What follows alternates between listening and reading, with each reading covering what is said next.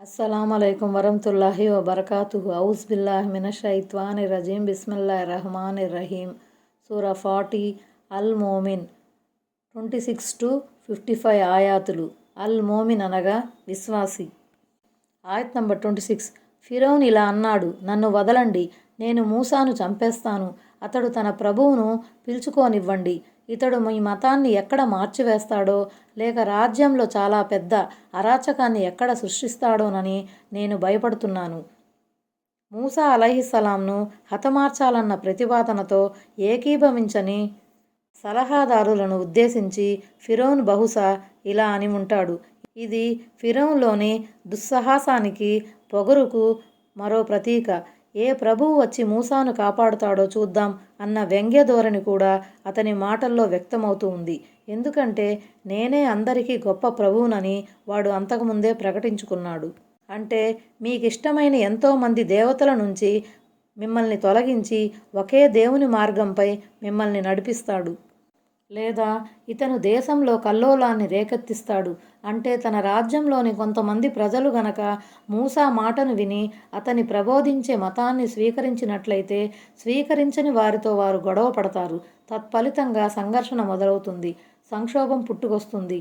అంటే ఏకదైవారాధన సందేశాన్ని ఫిరౌన్ కలహకారకంగా తలపోశాడు. ఏకదైవారాధకులను కల్లోల జనకులుగా ఖరారు చేశాడు. మరి చూడబోతే అందరికన్నా పెద్ద కల్లోల జనకుడుగా అతను స్వయంగా ప్రవర్తించేవాడు. వాస్తవానికి దైవేతరుల దాస్యమే కల్లోలానికి మూలం. ఆయత్ నంబర్ 27. దానికి మూసా, లెక్కల దినాన్ని విశ్వసించని ప్రతి దురహంకారి కీడు నుంచి రక్షణకై నేను నా ప్రభువును, మీ ప్రభువును వేడుకుంటున్నాను అన్నాడు. ఫిరౌన్ తనను చంపే యత్నంలో ఉన్నాడని పసిగట్టగానే హజ్రత్ మూసా అలైహిస్సలాం ఆ అధికార మదాంధుని కీడు నుంచి అల్లా శరణు కోరారు. శత్రువు నుంచి ప్రమాదం పొంచి ఉన్నప్పుడు అంతిమ దైవ ప్రవక్త సల్లల్లాహు సల్లం ఈ విధంగా వేడుకునేవారు. అల్లాహుమ్మా ఇన్న నజ్జలుక ఫీ నుహూరిహిం వ నౌజ్బిక మిన్ షరూరిహిం. ఓ అల్లా, మేము నిన్ను వారికి ప్రత్యర్థిగా చేస్తున్నాము, వారి దుష్ట యత్నాల నుంచి నీ శరణు వేడుతున్నాము. ఆయత్ నంబర్ 28.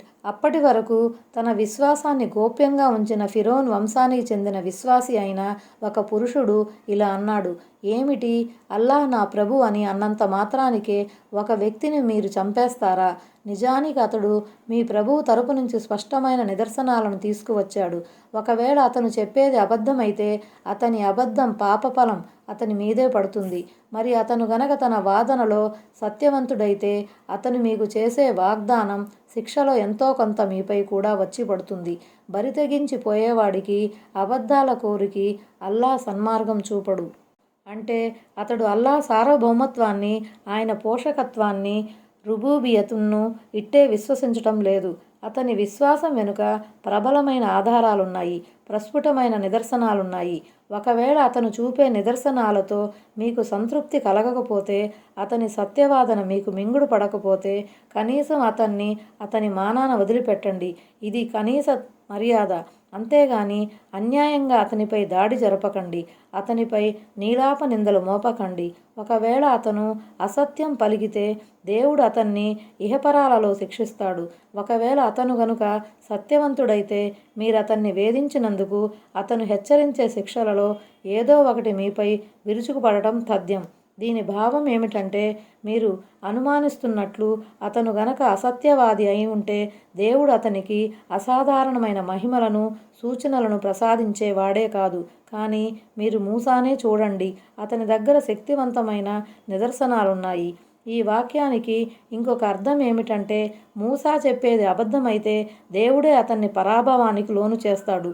మీరంతా కలిసి అతనిపై చర్య తీసుకోవాల్సిన అవసరమే లేదు. ఆయత్ నంబర్ 29.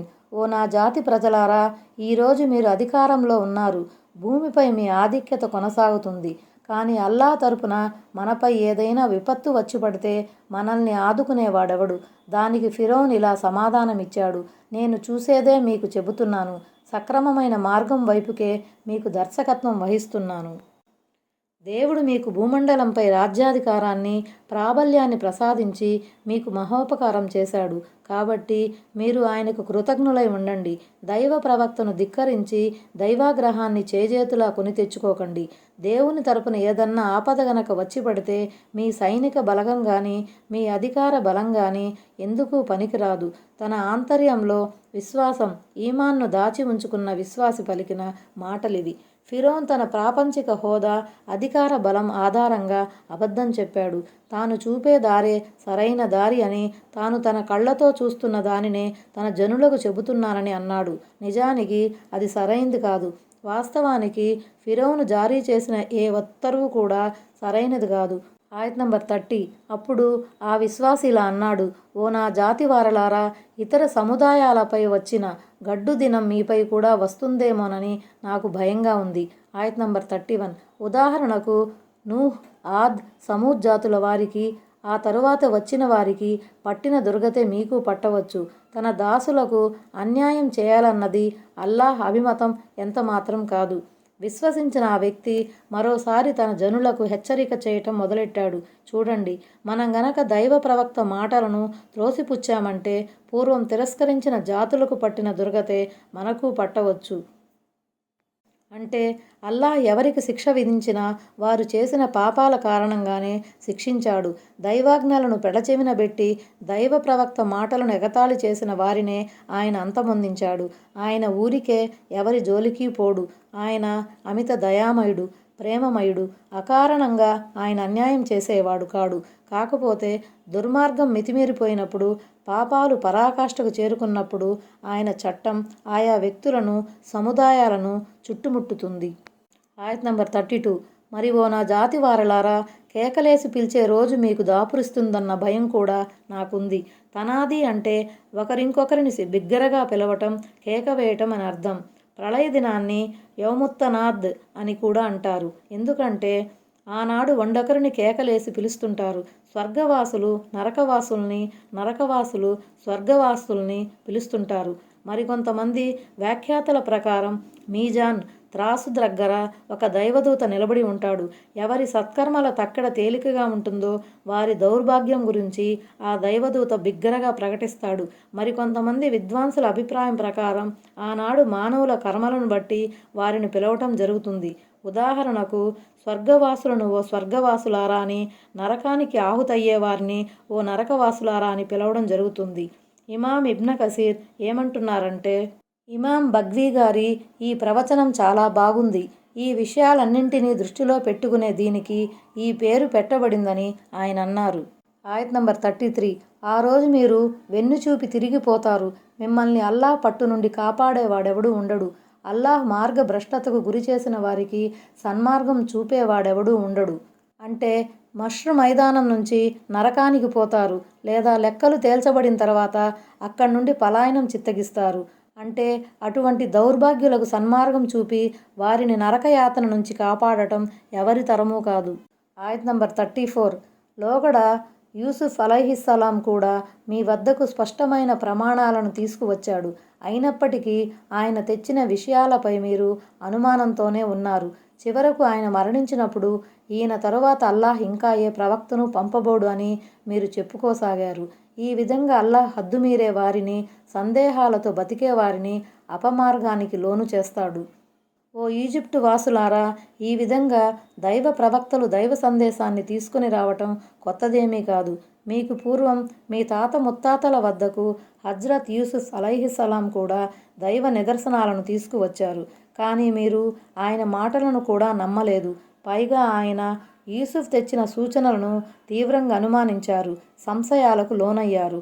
అంటే హజ్రత్ యూసుఫ్ అలైహిస్సలాం చనిపోయినప్పుడు, అంటే దైవ ప్రవక్తలకు వ్యతిరేకంగా మాట్లాడటం, వారి పిలుపును పరిహసించటం మీకు హాబీగా మారిపోయింది. అందుకే ఆయన చనిపోయినందుకు మీరు లోపలే సంతసించారు. ఇక మీదట ప్రవక్త రాడులే అనుకుని తృప్తి చెందారు. లేక మీ వైఖరి ప్రవక్తలు వచ్చినా రాకపోయినా పర్వాలేదు అన్నట్లుగా మారిపోయింది. లేక యూసుఫ్ ప్రవక్త చనిపోయాక అంతటి గొప్ప ప్రవక్త మళ్ళెక్కడ పుడతాడు అంటూ సానుభూతి వ్యక్తం చేశారు. సాధారణంగా మహాపురుషులు చనిపోయినప్పుడు జనులు స్పందించే తీరు ఇలాగే ఉంటుంది.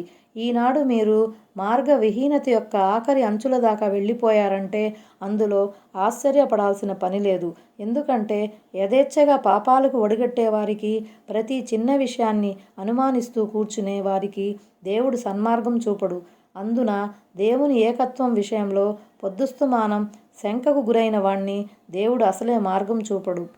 ఆయత్ నంబర్ 35. ఎందుకంటే వారు తమ వద్దకు వచ్చిన ఏ ప్రమాణము లేకుండానే అల్లాహ్ నిదర్శనాల విషయంలో మొండిగా వాదిస్తారు. ఈ పోకడ అల్లాహ్ వద్ద, విశ్వాసుల వద్ద కూడా ఎంతో అయిష్టకరమైనది.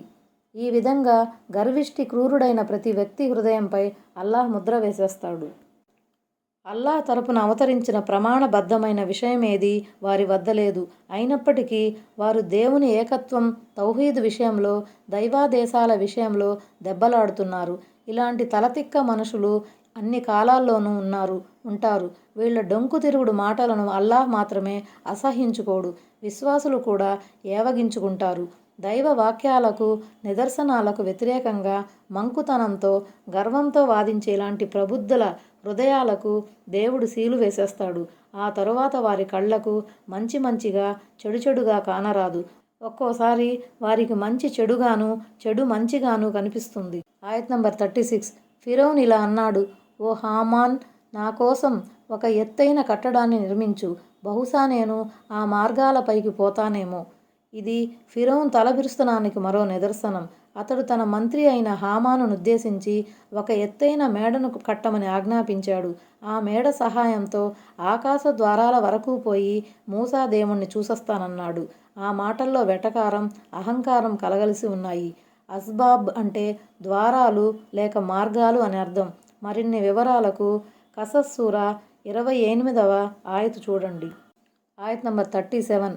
ఆ గగన మార్గాలలోకి పోయి మూసా ఆరాధిస్తున్న దేవుణ్ణి తొంగి చూస్తాను. ఖచ్చితంగా ఇతను మూసా అబద్ధాల కోరన్న అనుమానం. ఈ విధంగా ఫిరౌన్ దురాగతాలు అతనికి అందమైనవిగా చూపబడ్డాయి. అతడు సన్మార్గం నుంచి ఆపివేయబడ్డాడు.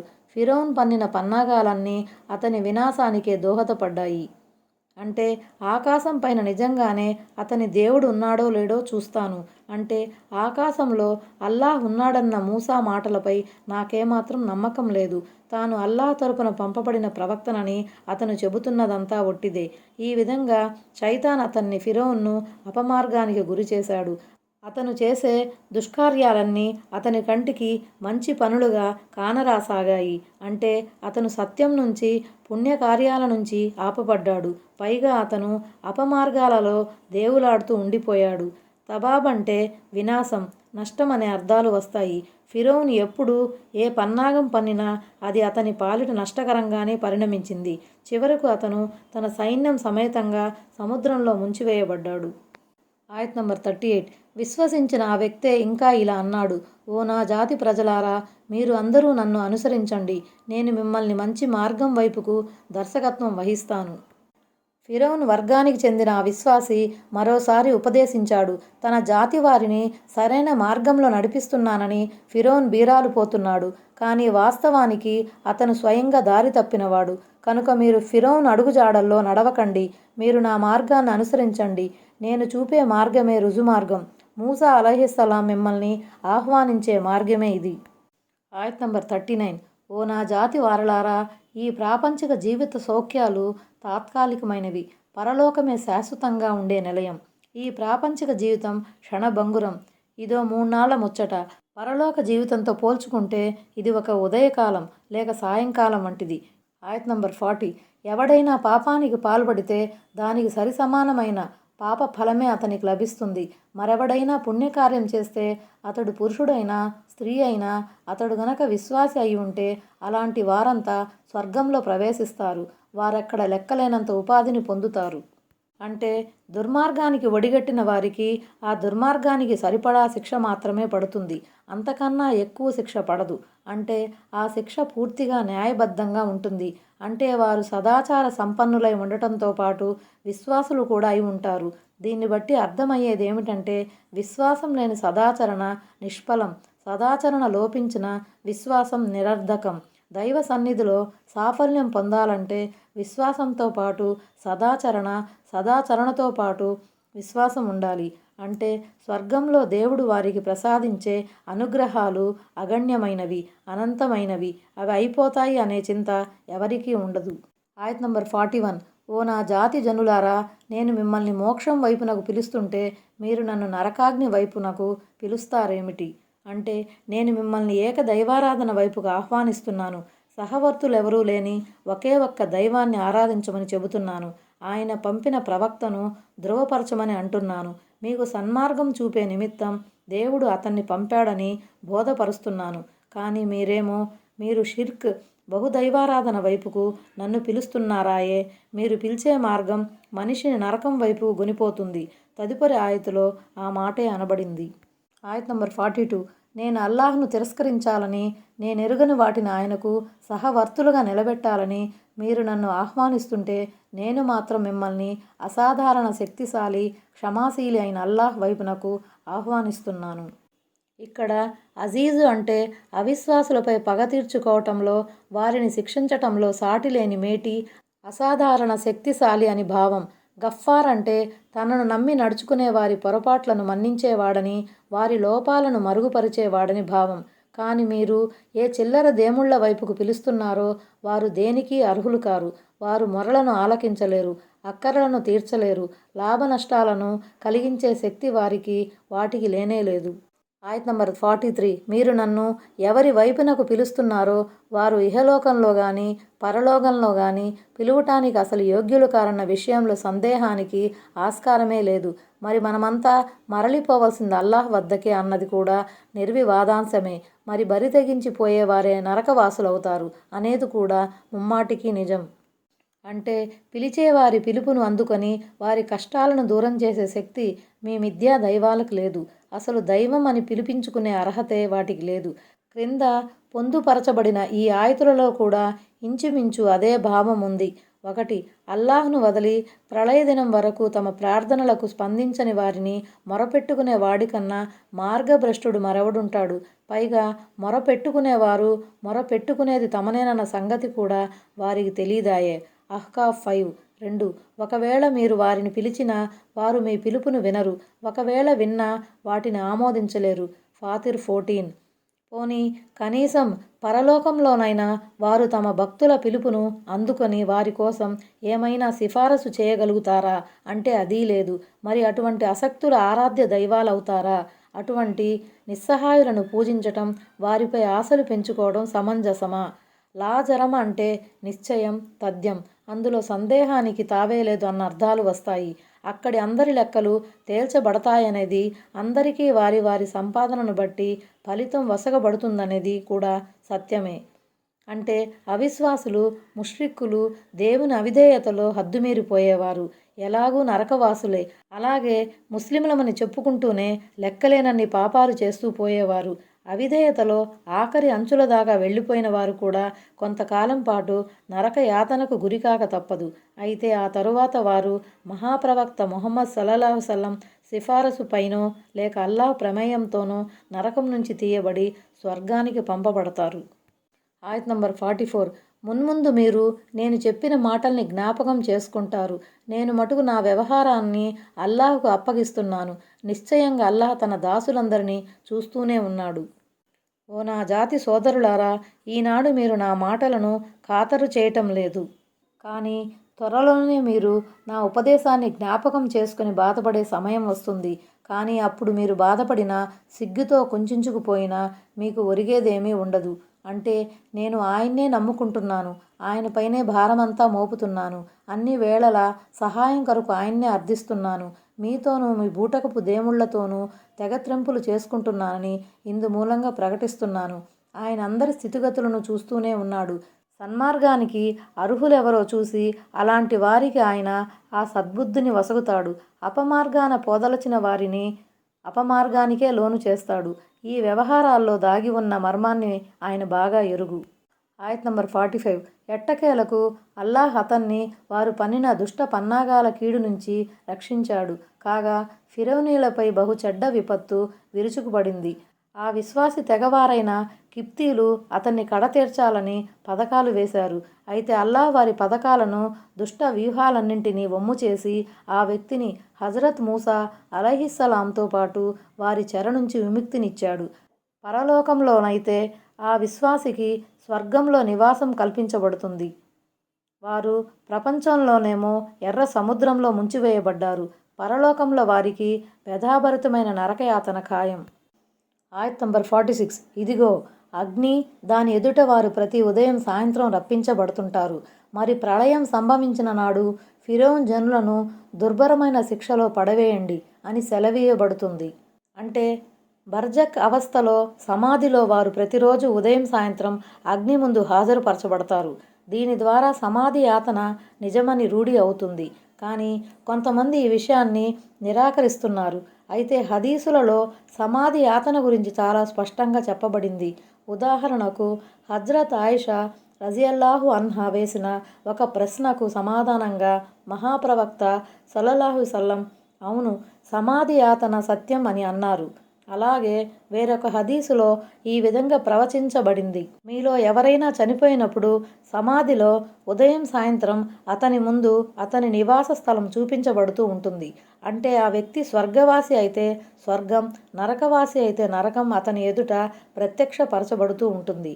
ఇది నీ అసలు స్థలం, తీర్పు దినాన అల్లాహ్ నిన్ను ఇక్కడకు పంపబోతున్నాడు అని అతనితో అనబడుతుంది. దీన్ని బట్టి తేలిందేమంటే సమాధి యాతన సత్యం. కానీ సమాధి యాతనను త్రోసిపుచ్చే ప్రబుద్ధులు ఖురాన్, హదీసులు చెప్పే విషయాలను ఒప్పుకోవటం లేదన్నమాట. దీన్ని బట్టి స్పష్టంగా బోధపడేదేమిటంటే ఉదయం సాయంత్రం అగ్ని చూపెట్టబడేది తీర్పు దినానికి ముందే. తీర్పు దినానికి, ప్రళయ దినానికి ముందు ఏముందంటే అది సమాధి జీవితమే, అంటే బర్జక్ అవస్థే. తీర్పు దినాన ఈ పాపాత్మలను సమాధుల నుంచి తీసి బాధాకరమైన నరకయాతనకు ఆహుతి చేయటం జరుగుతుంది. ఆల ఫిరౌన్ అంటే ఫిరౌన్తో పాటు అతని రాజవంశస్థులు, అతని జాతి జనులు, అతని వెనుక నడిచిన అనుయాయులు అందరూ ఉన్నారు. సమాధిలో మృతుడు హాయిగా పడి ఉన్నాడు కదా, మరి అతను శిక్షను చవిచూస్తున్నాడంటే ఎలా నమ్మేది అని ఎవరైనా సందేహపడవచ్చు. ఇలా అనటం వ్యర్థ ప్రేలాపన అనబడుతుంది. ఎందుకంటే సమాధి యాతన మన కంటికి కనపడనవసరం లేదు. అల్లాహ్ అన్ని విధాలా శిక్షించే సామర్థ్యం కలవాడు. నిద్రావస్థలో కలలుగనే వారిని మనం చూడటం లేదా? కలలో మనిషి వర్ణనాతీతమైన బాధను అనుభవిస్తాడు. కానీ అతన్ని చూసేవారికి అతను బాధపడుతున్నాడని అసలు అనిపించదు. ఇలాంటి ఉపమానాలు మన ముందు ఉన్నప్పటికీ సమాధి యాతనను త్రోసిపుచ్చటం మంకుతనం, అనుచిత పోకడ తప్ప మరేమీ కాదు. స్వప్నావస్థ సంగతి అలా ఉంచితే మెలకువతో ఉన్న మనిషికి కలిగే నొప్పి, బాధ కూడా మన కంటికి కానరాదు. మనిషి బాధతో మూల్గటం, మెలికలు తిరిగిపోవటం చూసి అతనికి బాధ కలుగుతుందని అనుకుంటాము. ఆ వ్యక్తి గనక తన బాధను వ్యక్తం చేయకపోతే అది కూడా మనం తెలుసుకోలేము. ఆయత్ నంబర్ 47. మరి వారు నరకాగ్నిలో కాలుతూ పరస్పరం వాదోపవాదాలు మొదలెట్టినప్పుడు బలహీనులు గర్విష్ఠులనుద్దేశించి, మేము మీకు తాబేదారులుగా ఉన్నాం కదా, మరి మీరిప్పుడు ఈ అగ్నిలో ఏ కొంత భాగాన్నైనా మా నుండి తొలగించగలరా అని అంటారు. ఆయత్ నంబర్ 48. దానికి ఆ గర్విష్ఠులు, మనమంతా ఈ అగ్నిలో ఉన్నాం కదా, అల్లాహ్ తన దాసుల మధ్య తీర్పు చేసేశాడు అని సమాధానమిస్తారు. ఆయత్ నంబర్ 49. మరి నరకవాసులంతా కలిసి కనీసం ఒక్కరోజు శిక్షనైనా కాస్త తగ్గించమని మీ ప్రభువును కోరండి అని నరక పాలకులతో అంటారు. ఆయత్ నంబర్ 50. దానికి వారు, ఎందుకు మీ ప్రవక్తలు స్పష్టమైన నిదర్శనాలు తీసుకొని మీ వద్దకు రాలేదా అని అడుగుతారు. ఎందుకు రాలేదు? వచ్చిన సంగతి నిజమే అని నరకవాసులు అంటారు. మరైతే మీరే విజ్ఞప్తి చేసుకోండి అని నరకపాలకులు చెబుతారు. కానీ అవిశ్వాసుల విజ్ఞాపనలు నిరర్ధకం తప్ప మరేమీ కావు. దైవ ప్రవక్తలు నిదర్శనాలను తీసుకువచ్చిన పిదప కూడా వాటిని తిరస్కరించి దైవాగ్రహానికి గురైన వారి కోసం మేమెందుకు ప్రార్థించాలి? ఆ అభ్యర్థన ఏదో మీరే మీ ప్రభువుకు చేసుకోండి అని నరకపాలకులు నిర్వర్ధందంగా చెప్పేస్తారు. అప్పుడు వాళ్ళు స్వయంగా తమ ప్రభువుకు తమ గోడు వినిపించుకుంటారు. కానీ వాళ్ళ గోడు ఆలకించబడదు. ఎందుకంటే ప్రాపంచిక జీవితంలో వాళ్లకు చెప్పాల్సిందంతా చెప్పేయటం జరిగింది. పరలోకం విశ్వసించే, పశ్చాత్తాపం చెందే స్థలం కాదు. ఇది ప్రతిఫలం పొందే స్థలం. ప్రపంచంలో చేసుకున్న దానికి ఇక్కడ ఫలితం అనుభవించక తప్పదు. ఆయత్ నంబర్ 51. నిశ్చయంగా మేము మా ప్రవక్తలకు, విశ్వాసులకు ప్రాపంచిక జీవితంలోనూ సహాయపడతాము. సాక్ష్యాలిచ్చేవారు నిలబడే రోజున కూడా సహాయం చేస్తాము. అంటే మేము వారి శత్రువులను పరాజితులను చేసి వారికి విజయాన్ని చేకూరుస్తాము. మరి కొంతమంది ప్రవక్తలు వధించబడ్డారు కదా అన్న సందేహం ఈ సందర్భంగా కొందరికి కలగవచ్చు. ఉదాహరణకు దైవ ప్రవక్త హజ్రత్ యహ్యా, హజ్రత్ జకరియా అలైహిముస్సలాంలు హత్యకు గురయ్యారు. హజ్రత్ ఇబ్రహీం అలైహిస్సలాం, హజ్రత్ మొహమ్మద్ సల్లల్లాహు అలైహి వసల్లం లాంటి ప్రవక్తలు తమ స్వదేశాన్ని వదిలి మరో చోటికి వలసపోవలసి వచ్చింది. ప్రవక్తల ప్రియ సహచరులు కూడా దైవ మార్గంలో ప్రస్థానం చేయవలసి వచ్చింది. దేవుడు సహాయం చేస్తానని వాగ్దానం చేసిన తర్వాత కూడా ఈ పరిస్థితి ఎందుకు ఏర్పడింది అన్న ప్రశ్న కూడా ఉత్పన్నం కావచ్చు.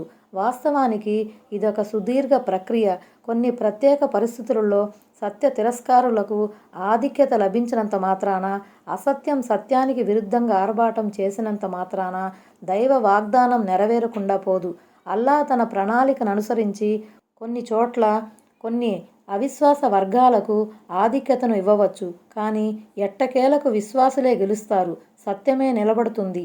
ఆఖరికి యహ్యా, జకరియాల హంతకులపై కూడా దేవుడు శత్రువులను విధించాడు. వారు ఆ జాతుల వారిని దారుణంగా చంపి తమ రక్తదాహాన్ని తీర్చుకున్నారు.